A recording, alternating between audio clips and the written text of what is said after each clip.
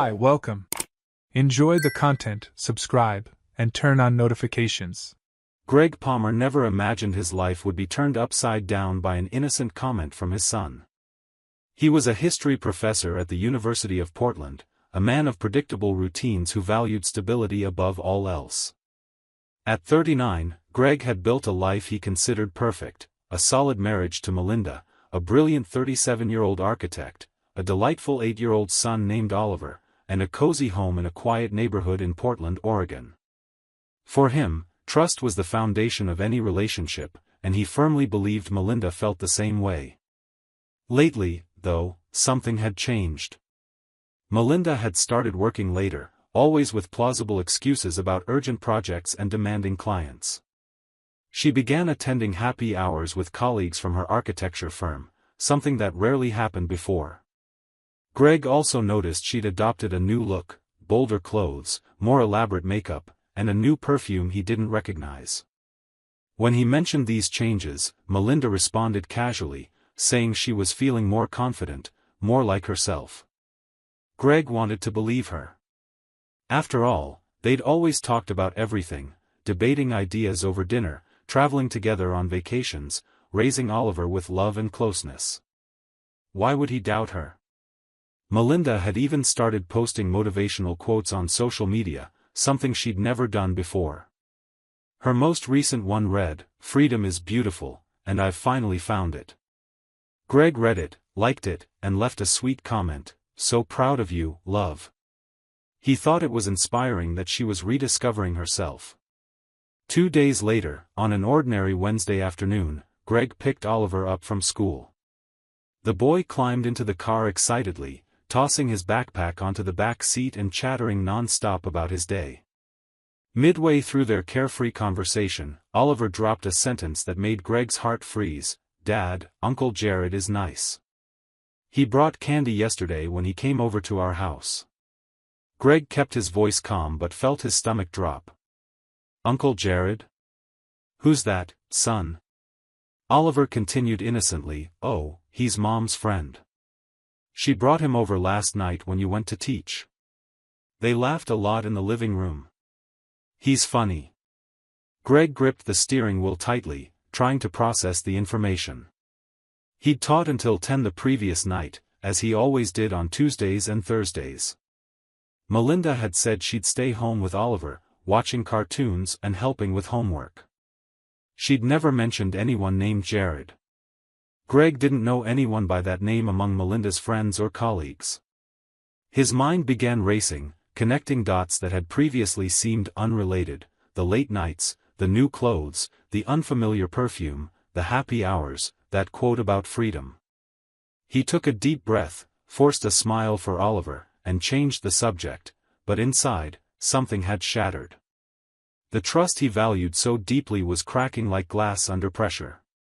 When they got home, Greg settled Oliver in front of the TV with a snack and locked himself in his office. His hands trembled slightly as he picked up Melinda's laptop, which she often left at home.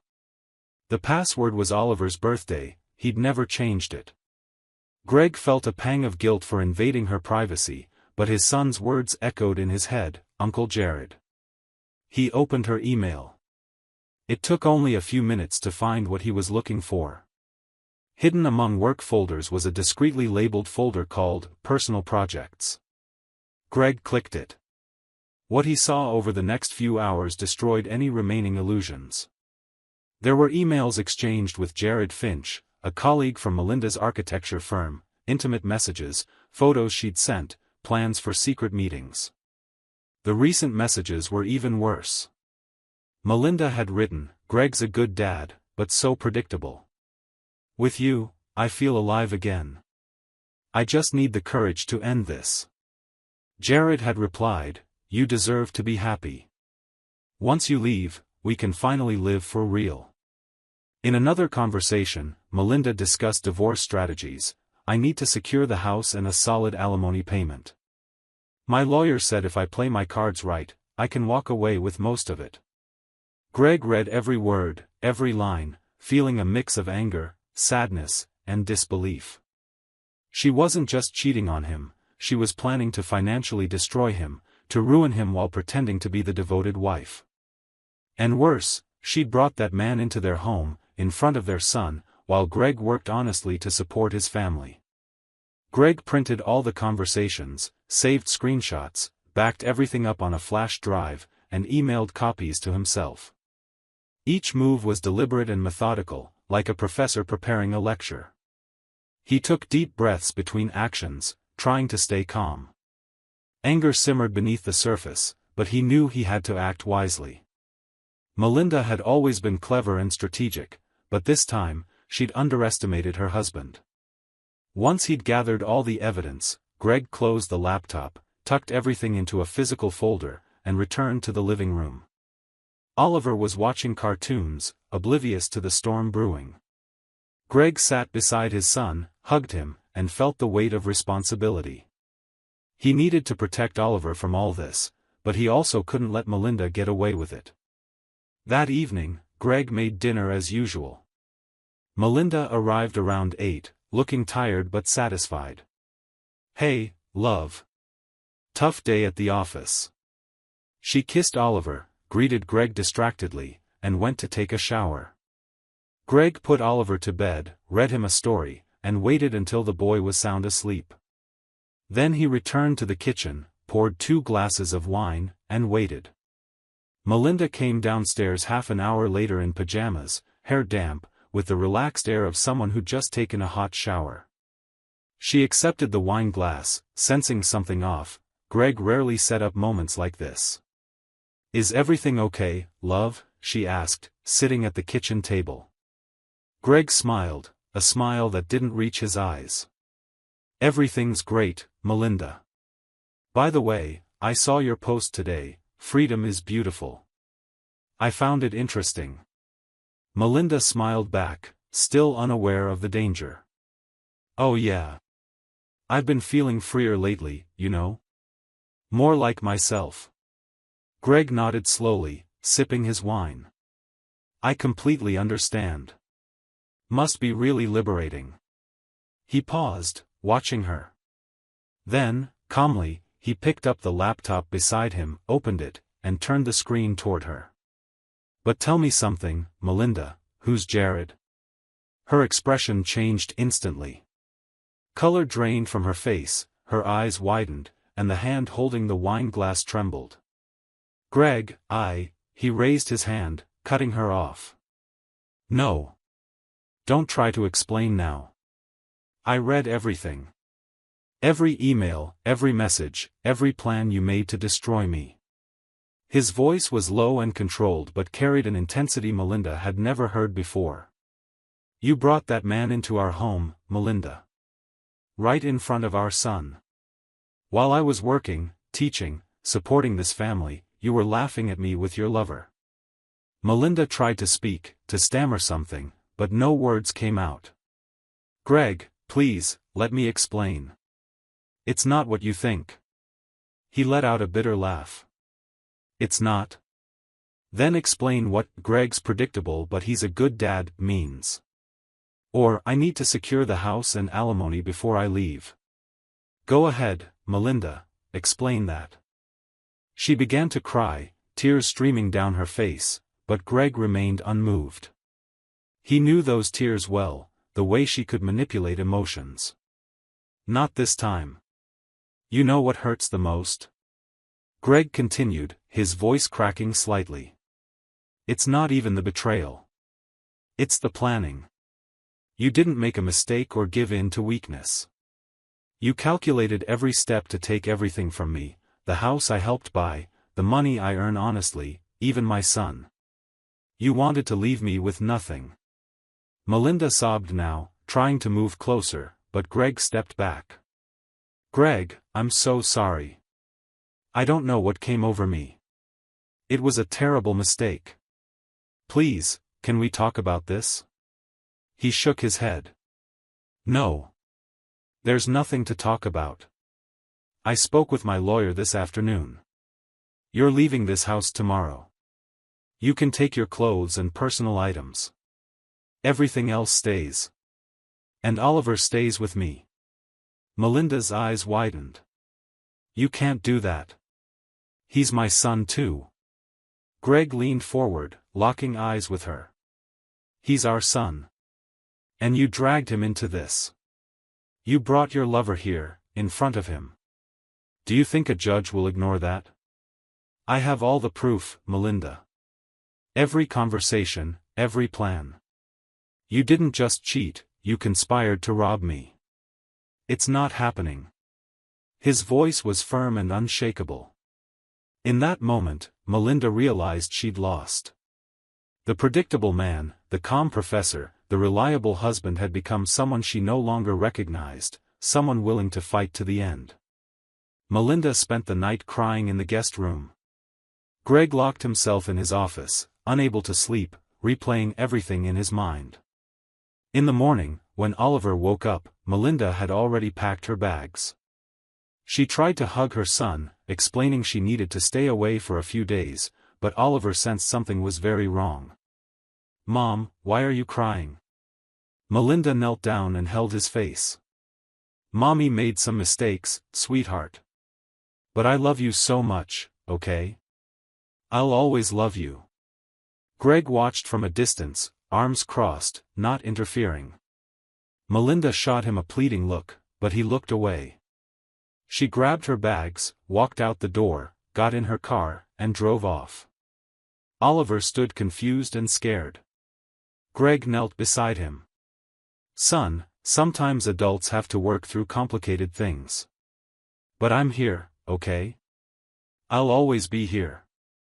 Oliver hugged his father tightly, and Greg felt hot tears roll down his own face. He hadn't wanted it to come to this, but Melinda had made her choices. In the weeks that followed, the divorce process began. Greg presented all the evidence, emails, messages, the scheme to manipulate asset division, and Oliver's testimony about Jared being in the house. Melinda's lawyer tried to argue, but the proof was overwhelming. Melinda claimed she'd been confused, going through a crisis, but the judge wasn't lenient. You not only committed adultery, the judge said during a preliminary hearing, but you also planned to defraud your spouse in the division of assets. That's extremely serious. The final ruling came months later. Greg was awarded primary custody of Oliver, with Melinda granted only supervised visits until she demonstrated emotional stability. The house stayed with Greg, and the asset split was far more favorable to him than Melinda had ever imagined. She'd now have to support herself, without the safety net she'd planned. News of the divorce and its reasons spread quickly among friends and acquaintances. Melinda tried to control the narrative, but screenshots of her own messages leaked, likely shared by someone close whom Greg trusted. People who once admired her now looked at her with disdain.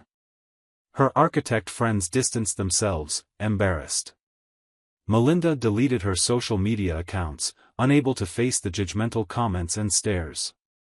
As for Jared, he vanished from Melinda's life as soon as he realized she wouldn't get the assets she'd promised. He blocked her number and stopped replying to her messages. Through a former colleague, Melinda learned Jared was now seeing another married woman from the office, a project director. He had a pattern, and Melinda had just been another victim. The pain of betrayal within betrayal was almost unbearable. She found herself alone, living in a small, dull rented apartment, working long hours to pay bills she'd never had to think about before. Visits with Oliver were tense. The boy, confused and hurt, didn't understand why his mother had done what she did. Greg never spoke badly of Melinda in front of his son, but Oliver wasn't naive. He overheard conversations, noticed glances, sensed the shift. Over time, Oliver began preferring to stay with his father, and visits with his mother dwindled. Melinda begged for more time with her son, but Oliver himself, now almost 9, told his therapist he felt safer with his dad. The judge honored the child's wishes. Greg, meanwhile, rebuilt his life step by step. He returned to his teaching, wrote academic articles, and spent more time with Oliver. They created new routines, weekend camping trips, museum visits, board game nights. Greg realized that, despite the pain, he was more present than he'd ever been before. He talked more with Oliver, listened to his worries, helped with homework. The boy started smiling again, feeling secure. Months after the divorce, on a sunny autumn Saturday, Greg and Oliver visited Portland's Museum of Natural History. Oliver was fascinated by the dinosaurs, asking endless questions that Greg answered patiently and enthusiastically. At the end of their visit, they took a photo together in front of a giant fossil, both genuinely smiling. Greg posted the picture on social media, something he rarely did. The caption was simple but meaningful: "The best kinds of freedom are the ones that don't need to be announced." Comments flooded in, friends, co-workers, even some students left messages of support and kindness. Greg didn't mention Melinda, didn't talk about betrayal or divorce. He didn't need to. Everyone knew. The message was clear: he was doing well, Oliver was doing well, and they'd found real freedom, not the false, selfish kind Melinda had celebrated while tearing her family apart, but the freedom that comes from living with dignity, honesty, and genuine love. Melinda saw the post. A mutual friend sent it to her, knowing she still asked about Oliver. When Melinda read the caption, her chest tightened. It was a direct reference to her own post, the one about freedom she'd written with such excitement months earlier. Back then, she'd thought freedom meant following her impulses, doing whatever she wanted without considering the consequences. Now, living in an empty apartment, working exhaustively, seeing her son only occasionally, she understood the cruel irony. The freedom she'd romanticized, celebrated on social media while betraying her husband, had finally arrived. But it didn't come with applause, likes, or validation. It came with loneliness, regret, and the weight of her own choices. She deleted her old post about freedom, but it was too late. Several acquaintances had saved screenshots, and the quote circulated as a private meme among the social circle that once admired her. Melinda had become a cautionary tale, a whispered warning over happy hours and lunch dates. She tried to start over, make new friends, but the shadow of her past followed her.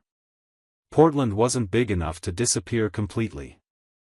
Greg, on the other hand, discovered that life after betrayal could be not just bearable, but good. He started going out again, not to seek relationships, but simply to live. Dinners with friends, hikes in the mountains, reading books he'd long neglected.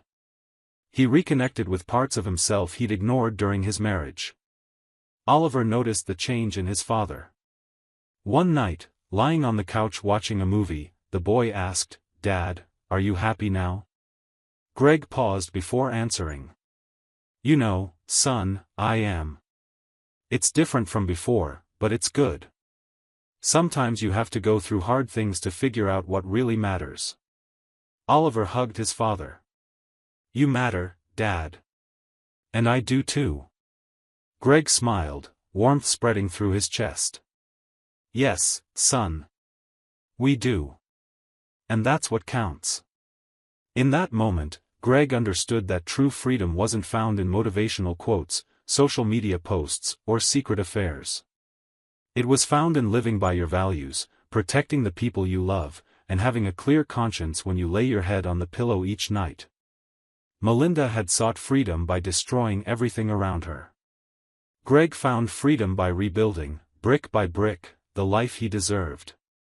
A year after the divorce, Greg was promoted to head of the history department, a recognition of his hard work, dedication, and unwavering integrity. At the celebration party, colleagues and friends warmly congratulated him. Someone joked, "Greg, you deserve this and so much more." After everything you've been through, Greg just smiled and thanked them, without going into details. He'd learned that some victories speak for themselves, they don't need explanation or justification. That night, returning home to find Oliver asleep on the couch with an open book on his lap, Greg felt deep peace. He carried his son to bed, tucked him in gently, and kissed his forehead.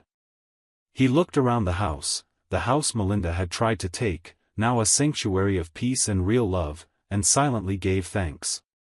Melinda had posted about freedom while lying, cheating, and scheming. Greg lived real freedom, no hashtags, filters, or audience required.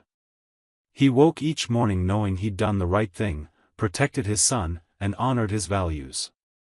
And that, he realized, was the most valuable freedom of all, the freedom to look in the mirror and like the person staring back. Melinda had lost that freedom the moment she chose betrayal. Maybe one day she'd regain it, maybe she'd learn from her mistakes. But that was no longer Greg's concern. He'd moved on, and in that lay his greatest victory. Thank you for watching the video. If you enjoyed it, don't forget to subscribe to the channel and turn on notifications so you won't miss any updates. See you next time.